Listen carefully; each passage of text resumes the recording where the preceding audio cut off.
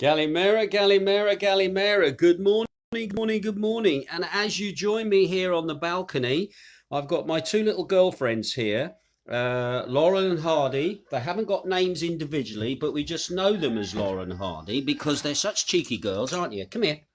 And they love me. All right, there you go. Are you coming over as well for something? Oh no, this is, I think this is one of the other ones who's a little bit skittish, but there you go. Feeding away they are. There you go. Come on then. Everybody loves seeing the chickens at the moment. So let me just pop a little bit of that down there. Otherwise, and I'll put a bit more out for you as well. And we got a few people also watching. I'm going to chuck some food out over there for you guys. There's Laurel and Hardy chumping away over there. Let's have a quick look at the weather while the ladies are eating. And the gentlemen as well. I've got to be honest, I'm not sure if we had rain last night, but it's a lot of water about. I think we've just had probably very heavy condensation last night. And as you can see, we have got ominous dark clouds up there in the hills. Although, according to my weather forecast this morning, I don't want to preempt Amanda's. It looks like it was going to be cloud with sun. Fingers crossed it's going to stay that way. But that's it today. A bit of a difference from yesterday. But I will say one thing. It's not cold. It's not cold at all. All right. Just a big shout out to Chris Baxter over there in the UK at the moment. I hope you're able to get back without too much hassle, big fella. Yeah, it's not cold at the moment. Now, the thing is, in the rest of Greece, if you look on the mainstream news, Greek news that is, it's all snow, snow, snow, snow, snow, all right? People have been killed. 3 people were killed yesterday through the snow. The Greek army's been mobilised to help rescue people. They've had power cuts up in Attica. It's all been madness, as always happens when you get a bit of snow somewhere. The whole of society seems to grind to a halt. But here, it's gone back to normal again. It's just a bit of a grim day. The snow is basically cleared. Although I must be honest, yesterday there was still the odd car driving around with the snowman on the bonnet.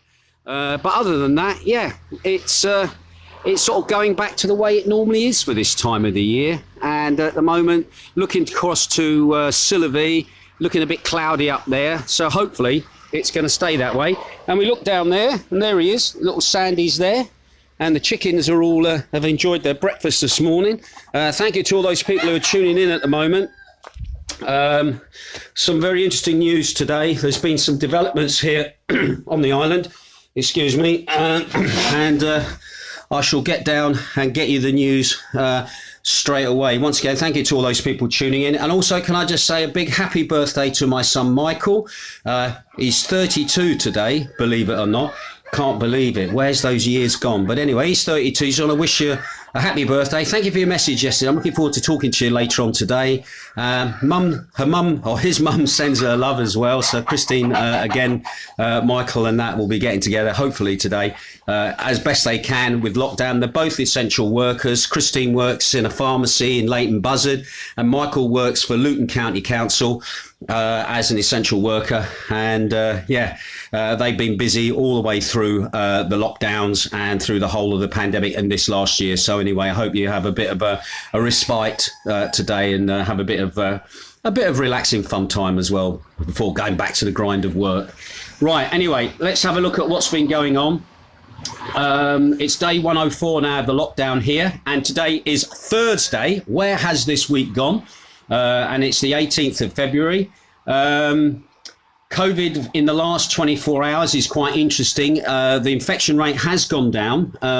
755 new infections, which is down from the day before. We had 1,121. Grand total at the moment, 174,659 since the pandemic started. And 52% of those infected are male. Now, there were 9 new cases identified at checks at the border. However, this is up slightly because the last I reported, we had 6. Now, according to the national stats yesterday, there was 1 case in Macardo, 2 cases in Kefalonia, 7 cases on Corfu, and also 3 cases here on Zakynthos. Now, locally, I didn't check the other islands to see if those stats were correct, but for Zakynthos, I obviously check. We've had no new cases in the last 24 hours of COVID. So all I'm thinking now is those national stats have caught up with where we are at the moment in regards infections here on the island. That means at the moment, Zakynthos has still had 83 positive cases here on the island since the beginning of the year. And we've had 46 cases within the last month. And we'll be looking to see if those figures change, obviously, as the day goes by and as the pandemic and lockdown continues.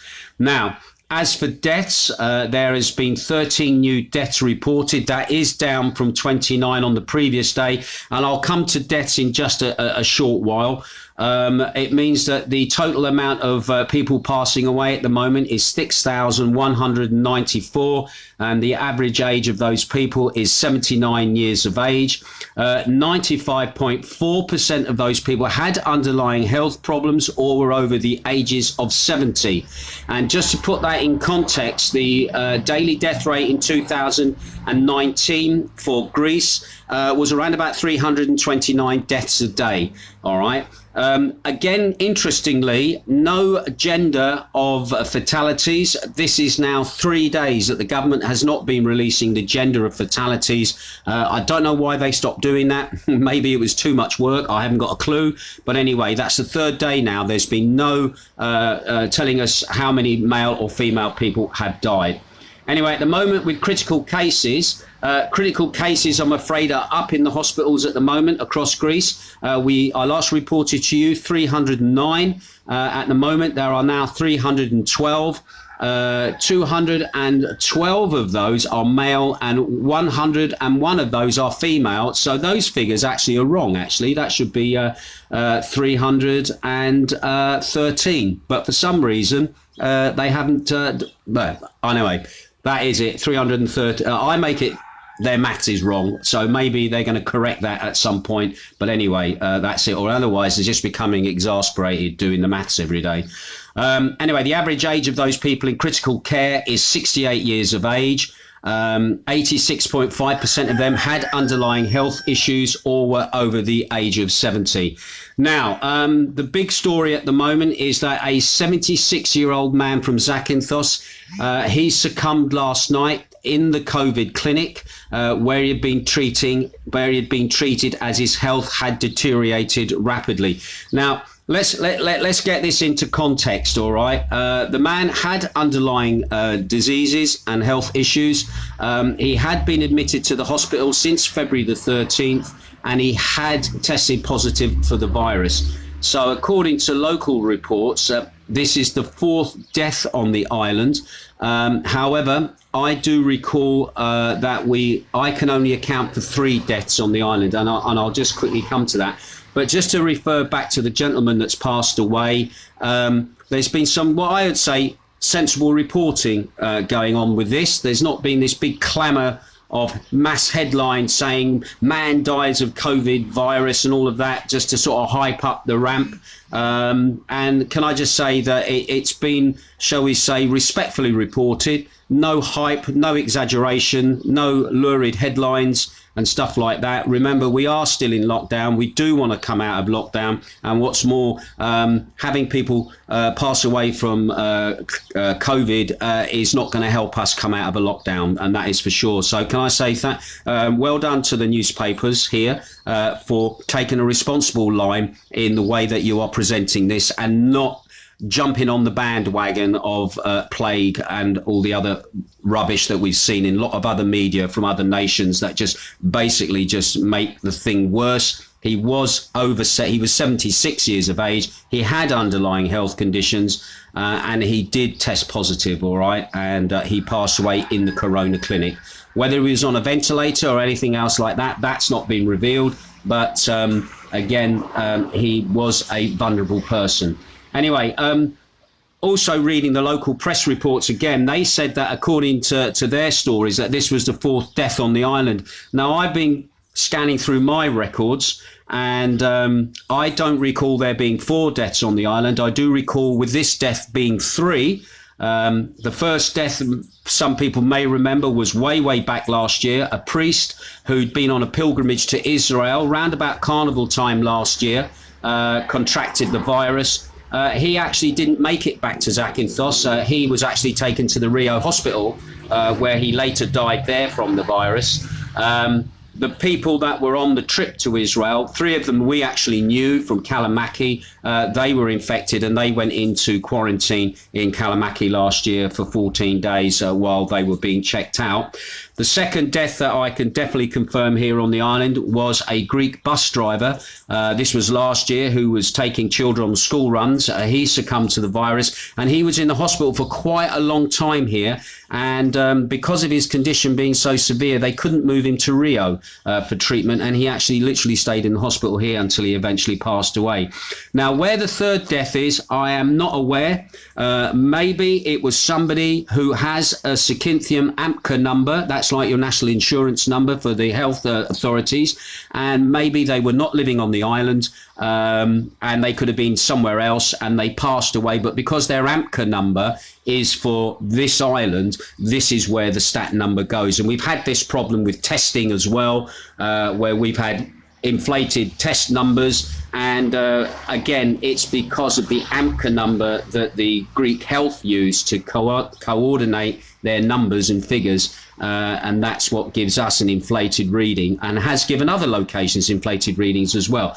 But anyway, if I have missed anybody, I know there's people out there who are following this just as closely as I am. Please let me know. But at the moment, I only make it 3 cases here, but the local press are reporting 4. I'm just curious to see where this third person has slipped through my sort of net, as it were.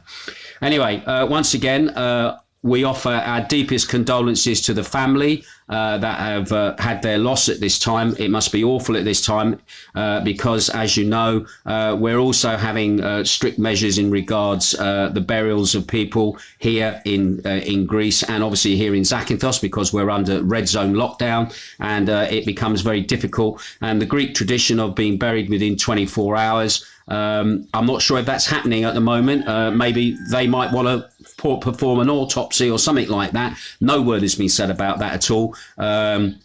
So again, once again, our deepest condolences to the family for their loss at this time. And also, it is something that is now going to affect the island, and it is you know, not nice. All right, basically, at the end of the day.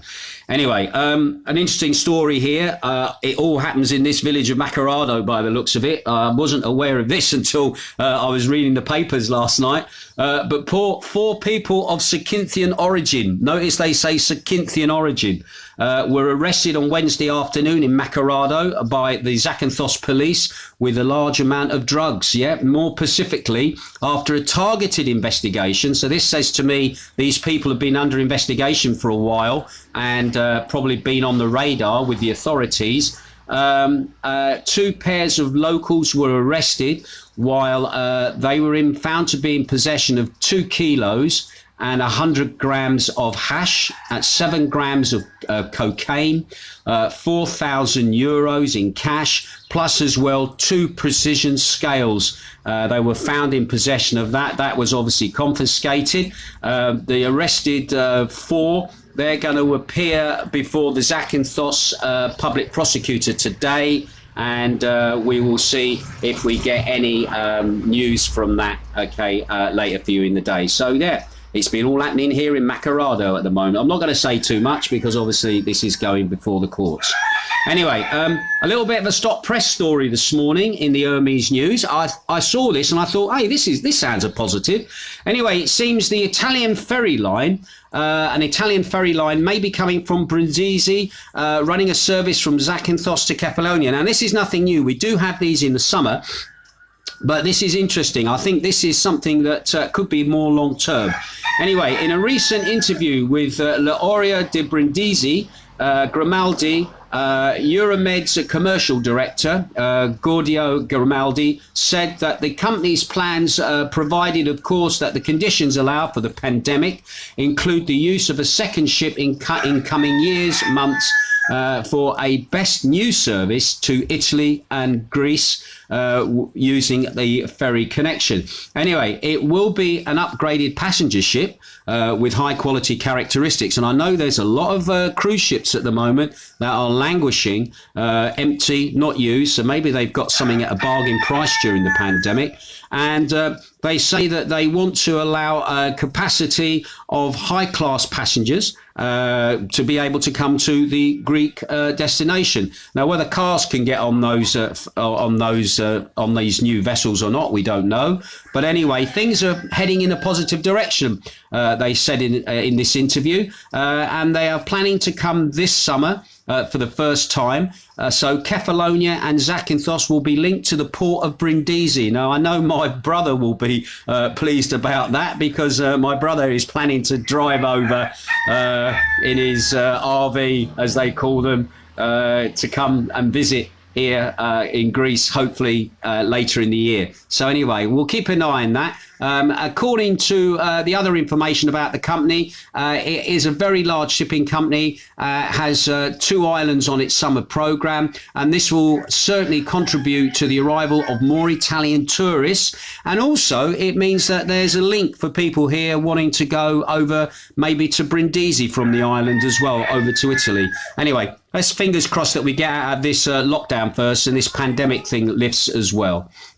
Anyway, going back to COVID again, I'm afraid, unfortunately, the European Commission has placed an order with Moderna Pharmaceuticals for a further 150 million doses of the vaccine to be delivered this year on top of the existing order for 160 million doses. Anyway, the Commission has also placed an order with Pfizer Biotech for an additional 200 million doses, raising the order with those companies to 500 million. Now, these doses are to be delivered by the end of 2021. So again, no word as to how Greece will fit into that. Where do we get our, because we are in the green as far as Europe is concerned, we might not be a priority for the vaccine for those people who want it, and this may give us issues when it comes to our summer season. But again, it's still very early to see yet, but hoping the deliveries might be well before the end of 2021. But again, we'll keep an eye on that. And then going back again to the pharmaceuticals, the US pharmaceutical company Johnson & Johnson has applied to the European Medicines Agency, the EMA, for the approval of its vaccine, with the aim of the vaccine being added to the existing EU-approved drugs by mid-March. So we might get some more coming from them. Now, the EU has already ordered 200 million doses of the vaccine with an option for an additional 200 million if approved.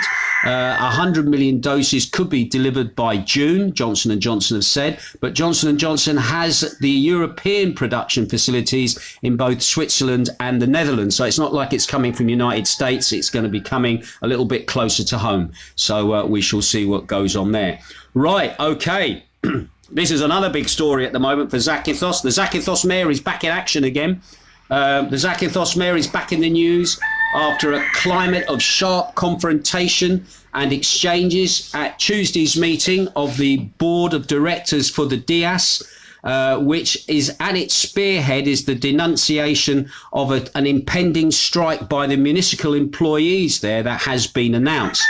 Now, the counterclaims, I'm reading this from the Greek script, did not stop from the first moment of the meeting, which took place by teleconference because they all, obviously because of social distancing and lockdown, they couldn't all be in the same room together, and culminated in a speech by the mayor, who is also the president of the DEYAZ, who said that the announcement is unfair about them having this strike because his goal is to consolidate the 13 million euros of debt that the company has. Now, the announcement of the Workers' Association states that other things that the mayor is they feel that they're being prosecuted by the mayor, that their cleaners should be hired, and that the general manager that's in charge of the company should be removed from her position, and that the debts that come from the past should be repaid. All right.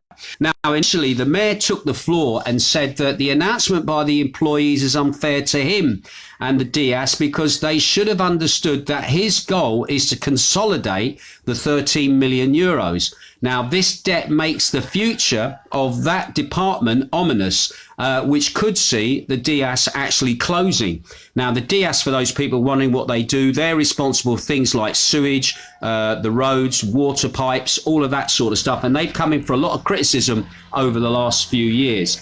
Anyway, Mr. Ariagis, also, that's the name of the mayor, by the way, referred to the huge debt that existed to the PPC, that's the power company.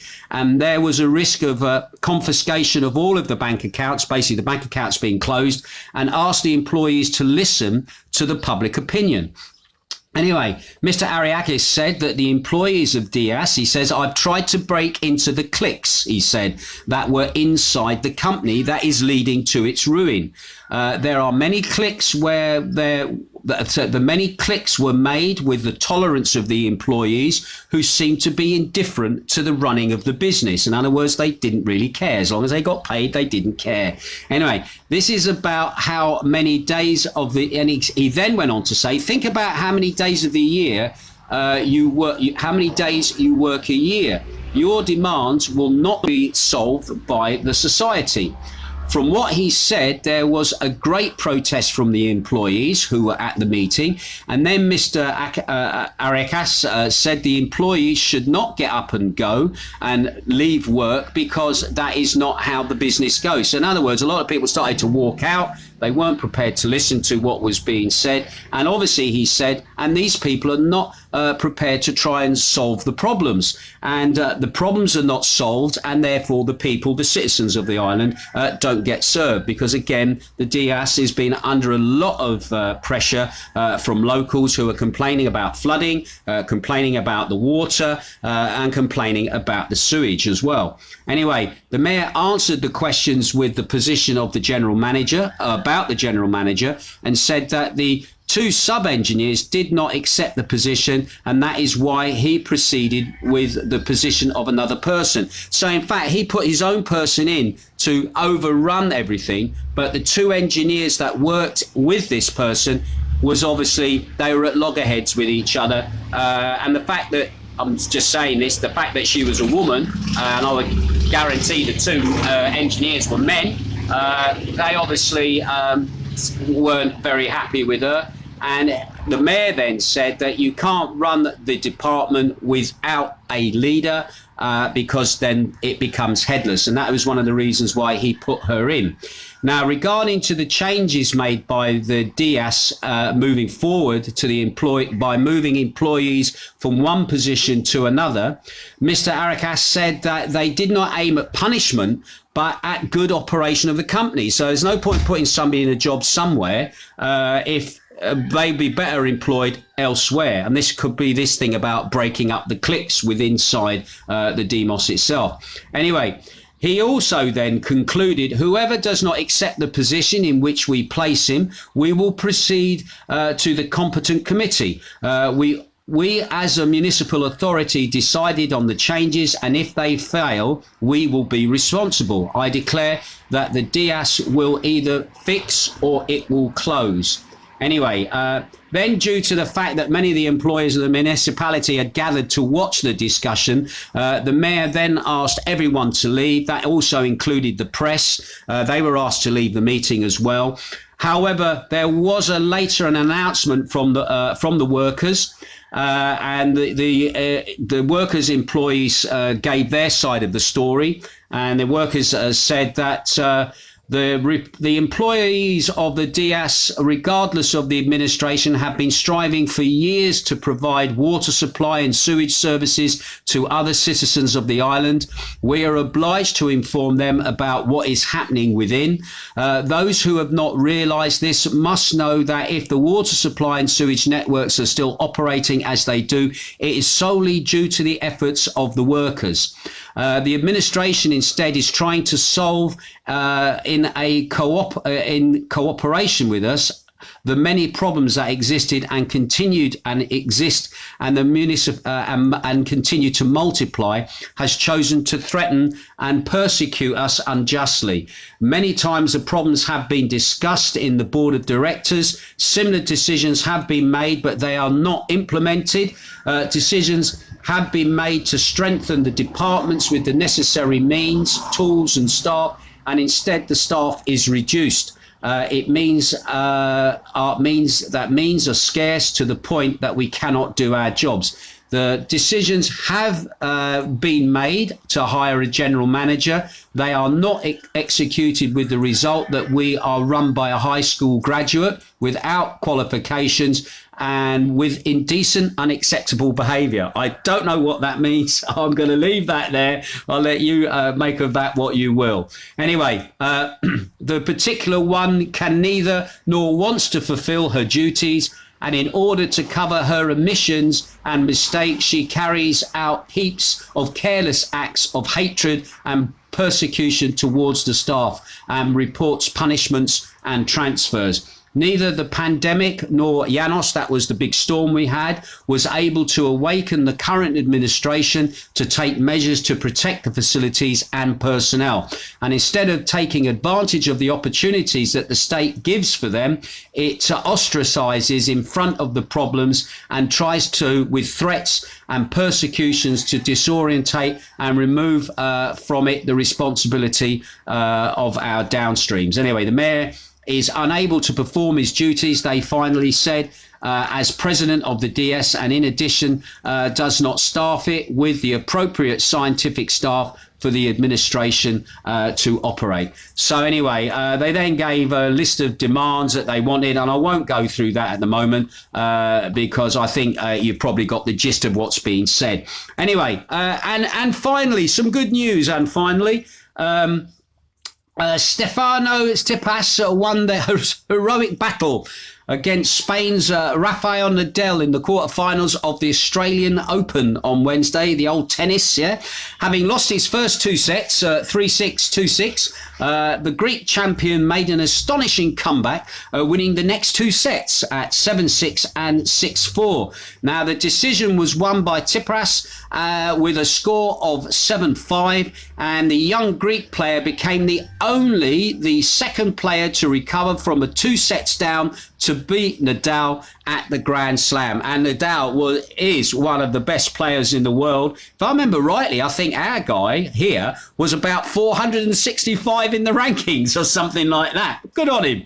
Anyway, Tsitsipas was handed a route back into the match as Nadal committed 3 uncharacteristic errors at the start of the third set. Maybe he didn't turn up, and took full advantage of the opportunity. He then went on to win 84% of his first service points at 36-43 and blasted 27 winners into the final two, set to clinch his first victory against a world number 2 on the hard court. Anyway, by winning, he booked a semi-final place against Daniil Medvedev, who'd earlier defended his Russian compatriot Andrei Rublev in straight sets. Speaking after the game, which lasted more than 4 hours, Tsitsipas said, "I have no words to describe what went on the court. It's an unbelievable feeling to play such an event.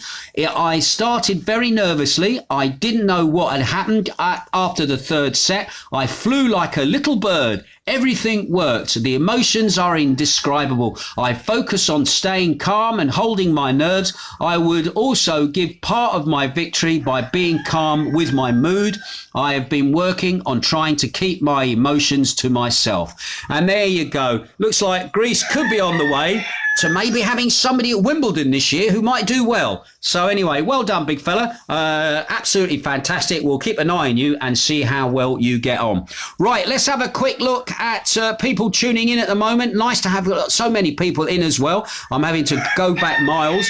Sue Dickinson is watching. Nice to see you, Sue. Give you a wave back. Rachel Hanson is looking as well. Amanda Gregory is watching as well. Nice to see you tuning in, Amanda. Looking forward to your weather forecast. Emma Marku is watching as well. Also, Christine Coldwell is tuning in. I hope you have a lovely day with Michael today on his birthday. Thanks for having a lovely chat with you the other day as well. That was greatly appreciated. And I wish you both a really good day, all right, for today. Heather Nash is also watching as well from Birmingham. Thank you, Heather, for tuning in yesterday to my show. Steve Hinkling is watching as well.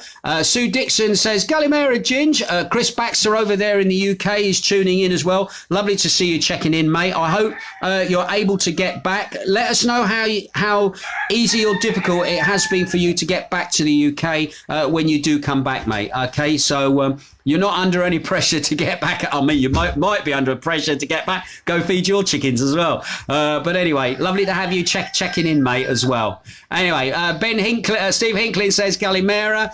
Kelly Cousons is watching as well. Nice to see you. Derek and Bridget Cole from Cyprus is looking in. Amanda's given me a weather forecast now. Amanda says, morning, Ginge. Cloudy with sunshine, a little warmer today. Thank you very much for that concise weather report, Amanda. Oh, you're going to go far, girl. I can see it now. Tim Crystal is watching. Morning to you both. Keep going, you buddy. Oh, thank you, fella. Heather Nash says, morning to you and Jane from a very windy Birmingham. I love the chickens. Oh, bless her. Sid James up there in County Durham says, is watching. Nice to see you, Sid. He's also a frontline worker with the fire brigade. Heather Nash is there. She says it's 9 degrees in Birmingham today. I think it's a little warmer here today than that, I've got to be honest, but still, it's just dull. Jerry Coyle is watching. Raf Reg Buddy, nice to see you as well. Melaine Thompson is also tuning in as well. Noel Hester is watching. Jane sends her regards to you, Noel, as well. Hope that you're doing well, okay? Fiona Hutton, she's also says, morning, Ginge, hope you're well. Matthew Long is watching too. Fiona Hunton is watching as well. Liz replies to Tim, morning to you both, keep going, buddy.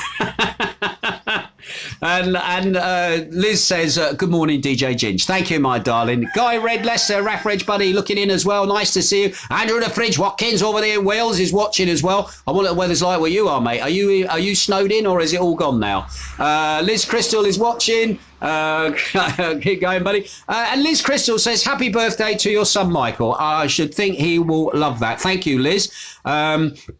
Yvonne Monroe says, morning, Ginge. Mark Billingham, the poacher, is tuning in. He says, hello, Raf Reg Buddy. Another Raf Reg Buddy over there in Australia tuning in, old Graham Blint. Nice to have you tuning in as well, sir.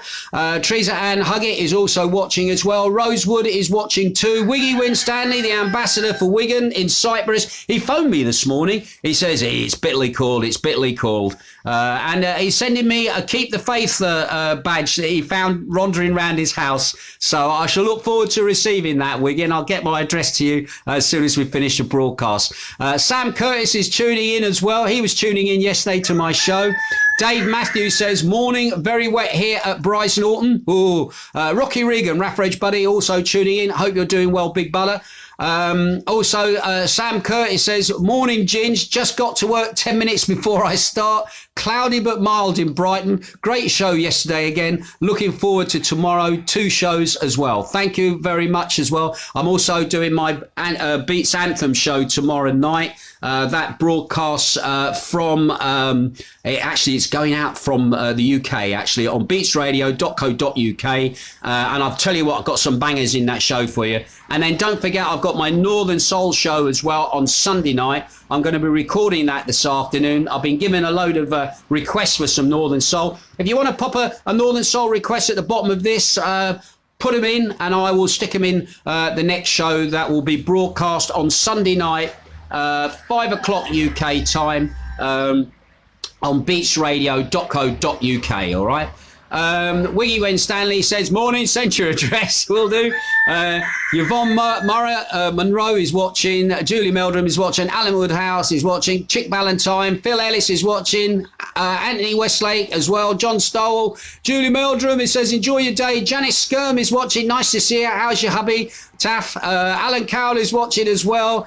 Christos is watching. Used to be at Magdalena's, now working at a very posh hotel. Nice to see you looking in, buddy. Shane Bowen is watching. I know you enjoyed the music yesterday, Shane, when you were tuning in. He says Galimera, and it says automatically translated. And Barry Baxter's looking in as well. We got Clifford, John Clifford is tuning in. Paula, I've got so many people. Maria Zaralu. Oh, that's an interesting name. Anyway, thank you for all those people tuning in. Lindsay Lamb as well. I'm just having a quick look, see if anybody's got any points they want to bring up. Andrew the Fridge Watkins says, no, it's peeing down at the moment. Frank Proud, another Raffridge buddy tuning in. Lovely to see you here, buddy. Right, I'm going to have to go because I don't want to waffle on for too long. Just to remind you, I've got a show tomorrow, a live show. The show from yesterday has gone up online and you can hear it on Mixcloud. I really enjoyed yesterday's show. I really did. Some great tunes in there. And the new video stream that I've been doing, it looks really, really good. Unfortunately, I made a big mistake. I forgot to record yesterday's show as a video show so I could put it in a Dropbox for you to download and watch. Unfortunately, I'd only recorded it as an MP3, but anyway, it's up on Mixcloud. You can go in, enjoy the music. No copyright censor strikes there at all. It's still up. You can sort of watch parts of it on Facebook, but unfortunately, as always, they remove the sound. And also on my YouTube stream, again, that got blocked worldwide for copyright issues. Damn you, YouTube. Why do other people get away with it and I can't? Maybe because I won't pay the extortionate amount of money for the license. That could be the reason. But anyway, make it more affordable. I'm not making any money out of this. So, yeah. Anyway, we won't go there. Anyway, well, that's it from me. You have a good day. I'll keep my ear to the ground. If I hear of anything, I will definitely be telling you. And you have a fantastic day. And once again, happy birthday to Michael. I hope you have a fantastic day. And I will see you tomorrow from the balcony with the chickens and the cats. And you have a good day. Ta-ra. See you later. Bye.